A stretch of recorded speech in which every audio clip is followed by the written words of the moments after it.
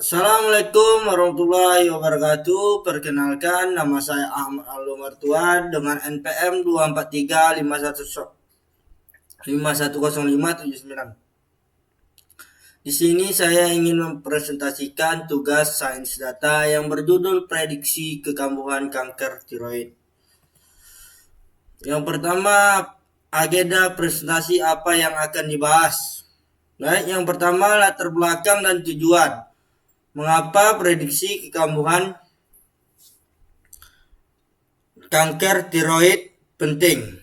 Dan yang kedua, dataset dan data cleaning, struktur data dan penanganan masalah kualitas data. Dan yang ketiga, eksplorasi dan visualisasi adalah pola dan insight dari data pasien.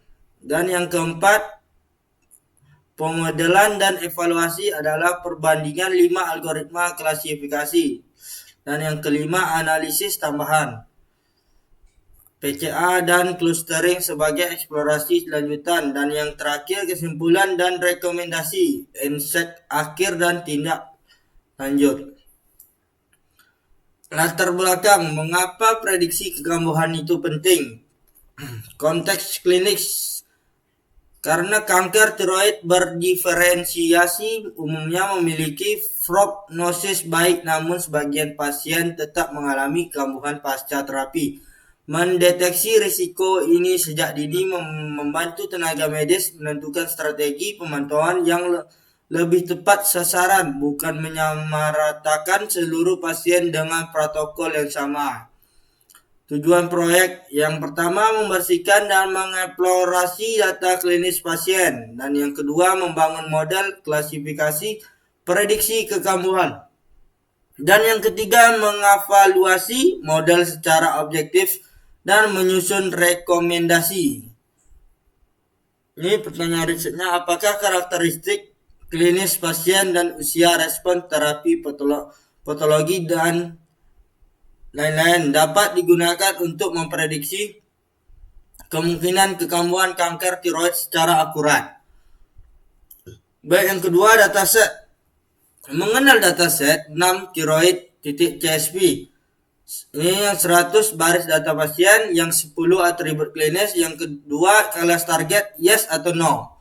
Yang 10 atribut yang digunakan adalah 1 AG, 2 smoking, 3 HX radioterapi, 4 patologi, 5 responsi, 6 gender, 7 HX smoking, 8 physical examination, 9 vocality, 10 recurrent atau target.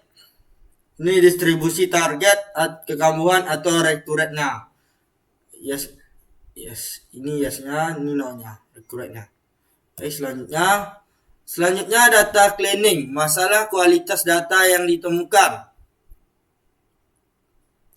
AG, masalah yang ditemukan pada data mentah, yaitu nilai tidak valid kurang 12 dan 9930. Gendernya F, female, M, male, tidak konsisten 20. Smoking, nilai dan unknown mempresentasikan missing. Misalnya HX radioterapi, kapitalisasi tidak konsisten, yes, FS, VS yes. Recurrent target, variasi label sama dengan yes atau yes atau yes, yes recurrent, no recur. Cuman beda rumus dan huruf kecil. Data dan selanjutnya data cleaning, alur pembersihan data.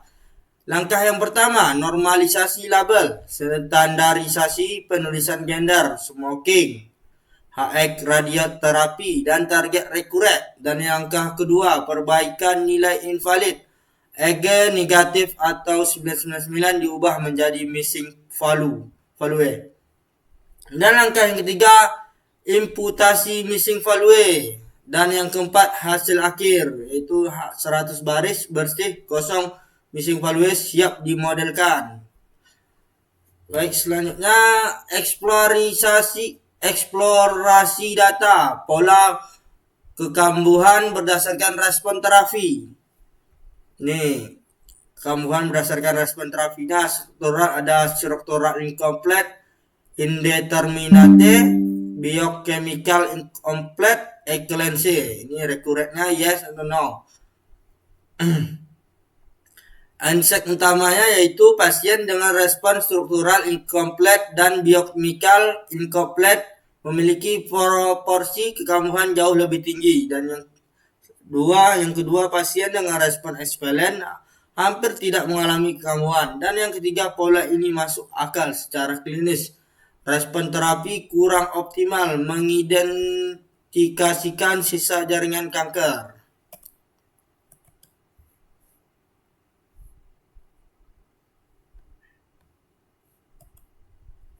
Baik, selanjutnya feature engineering menyiapkan data untuk pemodelan, yaitu yang pertama label encoding, 9 fitur kategorik dikonversi menjadi numerik agar dapat diproses algoritma ML. Dan AG grouping, fitur turunan AG group dibuat untuk menangkap pola nonlinear terkait usia. Standardization, standar scalar diterapkan untuk model yang sensitif. Yang kelima, pemodelan perbandingan 5 algoritma klasifikasi. Ini decision tree, random forest, SVM, RWF, KKN, logistic rex. Ini model terbaiknya random forest, akurasi 84,2%, F1 skor 0,842 dan erosi aus sama dengan 0,956 atau tertinggi.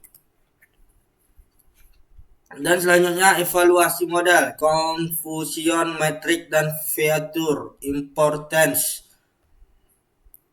Ini ya gambarnya. Referensi ini fitur Evergen random forest, ini gambar prediksi.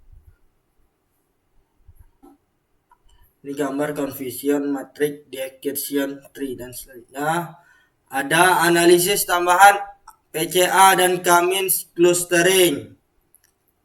Ini gambarnya visualisasi PCA, dua komponen diwarnai recurrentnya yes atau no. Ini gambarnya PCI 1 22,6%. Dan gambar yang kedua itu hasil clustering K-means K sama dengan 2 pada ruang PCA.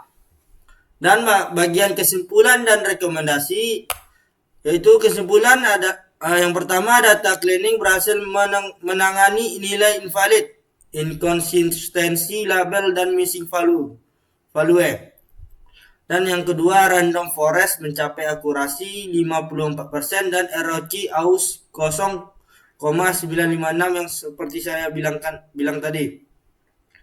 Responsi, vocality, dan EG adalah prediktor terkuat kekambuhan. Dan yang terakhir, PCA dan clustering mengonfirmasi pola yang selaras dengan label aktual. Dan untuk rekomendasinya, yang pertama, prioritaskan pemantauan intensif pada pasien dengan respon terapi tidak optimal. Dan gunakan random forest sebagai alat bantu screening awal atau perlu validasi lanjutan. Dan perluas data ukuran tumor hasil lab untuk meningkatkan performa model. Dan yang terakhir, perbaiki proses input data klinis agar konsisten sejak awal.